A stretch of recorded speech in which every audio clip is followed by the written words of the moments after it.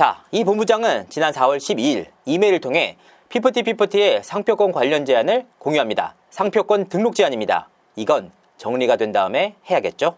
그리고 이 이메일을 공유받은 사람은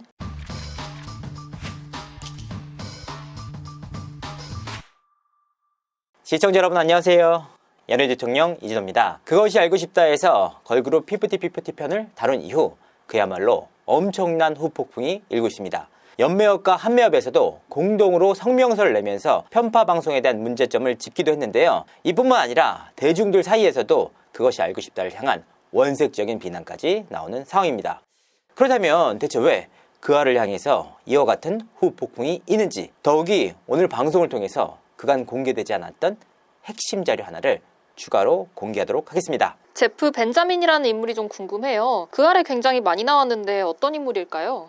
미국 잡지 빌보드지에서 팝 칼럼니스트로 활동하고 있었습니다. 국내 아이돌들을 굉장히 많이 다루면서 세계적으로 좀 K-팝을 알렸다, 일조했다라는 평가를 받고 있는 인물인데요. 지난 19일 방송된 그것이 알고 싶다에서도 비중이 상당했던 인물입니다. 사실 K-팝 전문가로서 얼마만큼 피프티피프티가 인기를 얻었는지, 어느 정도 수준인지, 어느 정도 성공을 거뒀는지 이 부분에 대한 답은 제프 벤자민에게 듣는 것이 맞습니다. 그런데 말입니다. 제프 벤자민이라는 인물은 단순히 세계적인 흥행에만 초점을 맞추지 않았습니다. 세계적인 성공이 너무 급박하게 다가와서 준비가 안 된 상황이었다. 이른바 피프티 사태에 대한 제프 벤자민의 소회를 밝힌 것인데요. 사실 묻고 싶습니다. 이번 사태에 대해서 제프 벤자민이라는 인물이 얼마만큼 취재를 했는지 말입니다. 그리고 이 질문을 과연 국내 기자도 아닌 제프 벤자민에게 묻는 것이 맞느냐고 그알 제작진에게 묻고 싶습니다. 왜냐? 이 인물이 굉장히 공정한 포지션에 있었다면 문제가 안 됩니다. 하지만 제프 벤자민은 철저하게 멤버들 편에 섰습니다. 멤버들이 가엾다. CEO의 경우에는 자금을 마련해서 언제든지 다른 회사를 만들 수가 있다. 프로듀서의 경우에는 언제든지 자신의 곡을 다른 가수들에게 줄 수 있다. 하지만 걸그룹의 경우에는 그렇게 할 수가 없다. 피프티피프티의 경우에는 미래가 밝지 않다는 얘기도 들려온다. 자, 멤버들이 정말 불쌍하다라는 취지인데 이분에게 이날 그것이 알고 싶다에서 방송된 24 스트리트의 박 대표가 노가다복을 입고 청소를 하는 모습을 봤느냐고 묻고 싶습니다. 그러니까 세계로 진출한 K-팝의 화려한 모습을 그 누구보다 잘 알고 있는 인물이지만 실제 실상에 대해서는 국내 기자들보다 알지 못하는 모습이었다. 이분이 최근에 화두로 좀 떠오르고 있던데 어떤 부분이 문제가 되는 걸까요? 자, 지난 7월 17일 날 더 기보스의 본부장이었던 이모 씨의 인스타그램에 올라온 사진 때문이었습니다. 공개된 사진에는 이 본부장과 제프 벤자민이라는 인물이 굉장히 친밀하게 있는 모습을 살펴볼 수가 있습니다. 이 본부장이라는 인물은 대체 누구냐? 더 기버스에서 본부장 일을 하면서 피프티피프티의 실물을 직접적으로 봤던 인물입니다. 그런데 이 인물이 피프티 사태가 한창인 지난 7월 17일 날 제프 벤자민과 함께 찍은 사진을 올린 겁니다. 해당 글에는 두 사람이 함께 식사를 하면서 즐거운 시간을 보냈다라고 적혀 있었는데요. 공교롭게도 이 제프 벤자민이라는 인물은 그것이 알고 싶다에 출연해서 적극적으로 피프티피프티 멤버들을 옹호했던 인물이기도 합니다. 지난 4월에는 피프티피프티 멤버들의 특집 기사를 다룬 인물이기도 했는데요. 이 과정을 통해서 안성일 대표의 입장을 집중적으로 다루기도 했습니다. 그러니까 이 본부장과의 관계, 안성일 대표의 입장까지 모두 담아내지 않았습니까?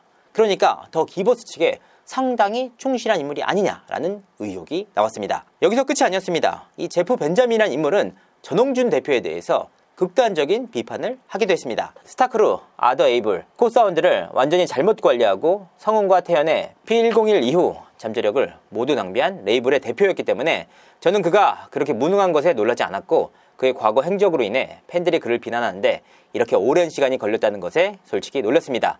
저는 피프티피프티 멤버들이 안정적으로 잘 관리되는 레이블에서 끝나기를 바랍니다. 저는 너무 많은 그룹이 난데없이 히트를 치고 순수한 관리자의 무능으로 인해서 인기를 모두 잃어버린 것을 보았습니다. 그러니까 이 인물이 과연 공정한가?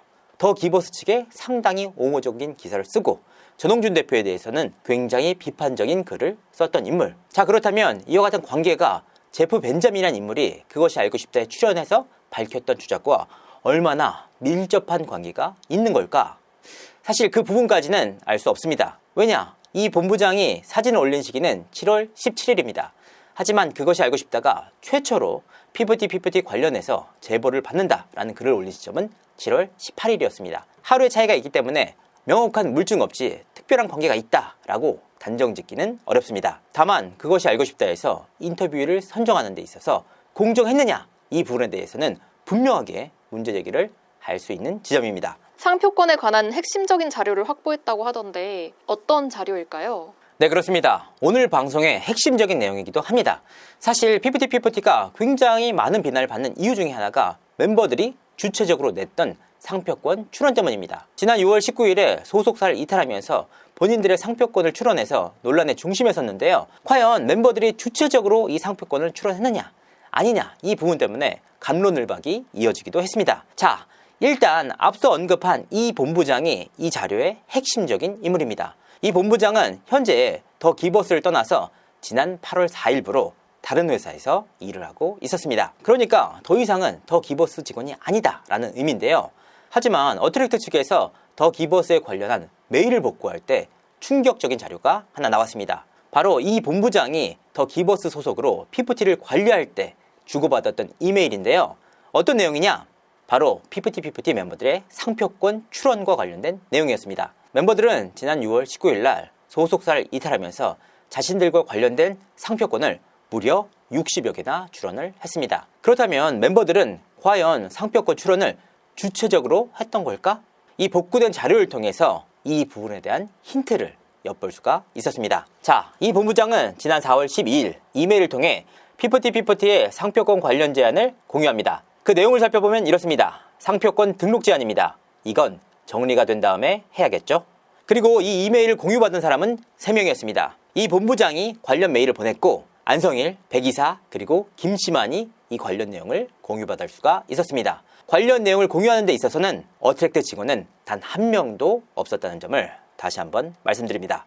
그러니까 이 행위 자체가 어떤 의미냐? 어트랙트에서는 이 상표권과 관련된 내용에 대해서 전혀 몰랐다는 의미입니다. 반대로 더 기버스에서는 PPT의 상표권에 관해서 분명하게 인지를 하고 있다라는 사실을 확인할 수가 있었는데요. 자, 전홍준 대표가 PPT의 상표권을 처음으로 출원한 시기는 5월 15일입니다. 만약 이 당시에 더 기버스에서 상표권을 먼저 출원했다면 꼼짝없이 어트랙트 측에서는 PPT의 상표권 선출원을 더 기버스에 내줄 수밖에 없는 상황이었습니다. 자, 여기서 핵심은 이 본부장이 상표권 등록 제한입니다. 이 부분은 정리가 된 다음에 해야겠죠. 그런데 공교롭게도 어떤 내용이 정리됐는지는 확인할 수 없지만 더 기버스 측에서 지난 4월과 5월, 6월 PPT 멤버들에게 템퍼링을 했다는 의혹 자료들이 계속해서 쏟아져 나왔습니다. 이 부분에 대해서 어떤 의미를 갖는지 이 본부장에게 직접적으로 연락을 취해봤습니다. 수차례 연락을 하고 직접 전화까지 받았지만 관련 내용에 대한 답변은 해오지 않았습니다. 그래서 이 제안을 직접적으로 한 변리사에게 연락을 취해봤습니다. 어떤 의도로 연락을 취했느냐? 이 변리사는 상표권 등록 현황을 살펴보니까 PPT의 상표권이 출원되지 않았다. 그래서 PPT의 소속사 측에 이메일을 보내서 관련 상표권 제안을 한 적이 있다라고 밝혔습니다. 여기서 중요한 것이 PPT의 소속사인데요. 소속사의 이메일을 공유받았던 더 기버스 측에서 어트랙트 측에 전혀 공유하지 않고 스스로의 선에서 잘랐다는 겁니다. 해당 변리사는 이후 진행 상황에 대해서 메일을 보냈지만 어떠한 답도 오지 않았다.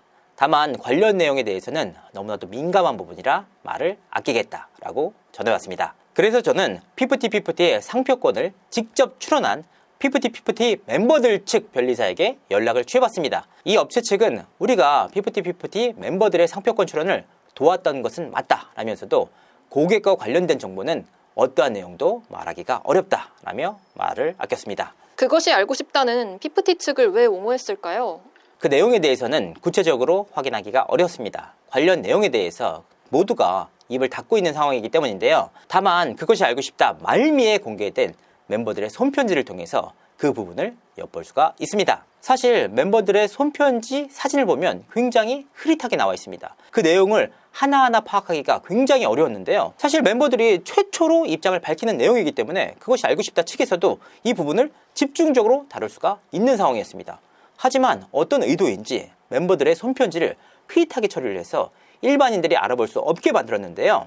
멤버들이 보낸 손편지 가운데는 흥미로운 내용들이 한두 가지가 아니었습니다. PD님께서 보내주신 편지 감사히 잘 받았습니다. 직접 뵙고 인터뷰를 하지 못한 것에 무척이나 죄송스러운 마음이다. 현재 지속적으로 생산되는 악의적인 루머들로 인해 지치고 힘듦이 사실입니다. 하지만 사랑하는 음악을 오랫동안 하고 싶은 마음은 변치 않기 때문에 다시 되돌아볼 수 있는 유익한 시간이라 생각하여 어려운 상황 속에서도 응원을 해주시는 분들을 위해서 꿋꿋이 버텨나가리라 다짐했습니다. 저희의 진심을 알릴 수 있는 소중한 기회를 주심에 깊이 감사드립니다. PD님께서 말씀하셨듯 저희가 그것이 알고 싶다가 방송됨으로 인해 종합적인 가치 판단과 명예회복이 이루어지기를 무척이나 바라고 있습니다. 그러니까 피프티 멤버들과 그것이 알고 싶다 제작진 측이 굉장히 긴밀하게 소통을 했다는 것을 이 편지를 통해서 알 수가 있었습니다. 그리고 실제로 방송 내용은 피프티 멤버들에게 굉장히 옹호적이고 우호적인 방향으로 나갔습니다. 사실 일각에서는 대형 방송사가 직접적으로 나섰다라는 의혹까지 나왔는데요. 이 부분에 대한 내용까지는 구체적인 사실관계가 파악되지 않았습니다. 지금까지 이준호였습니다. 감사합니다.